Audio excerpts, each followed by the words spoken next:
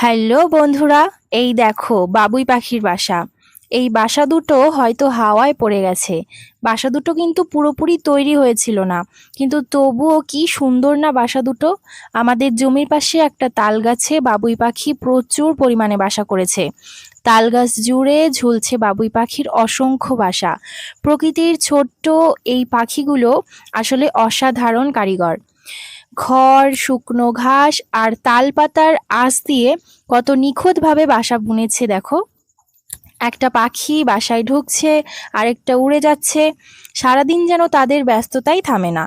কেউ বাসা বানাচ্ছে, কেউ খাবার আনছে, আবার কেউ নিজের সঙ্গীকে ডাকছে। হাওয়ায় দুলতে থাকা এই বাসাগুলো দেখতে যত সুন্দর ততটাই মজবুত। মানুষ যেখানে মেশিন নিয়ে কাজ করে, সেখানে এই ছোট্ট পাখিগুলো শুধু ঠোঁট আর পরিশ্রম দিয়ে বানিয়ে ফেলে এমন শিল্প। গ্রাম বাংলার প্রকৃতির এই দৃশ্য সত্যিই মন ভরিয়ে দেয়। বাবুই পাখির এই সুন্দর পৃথিবী যেন সব সময় এইভাবেই বেঁচে থাকে, আমরা সেই কামনাই করব। তাহলে আজ এখানেই শেষ করলাম। আমি বানশিকা।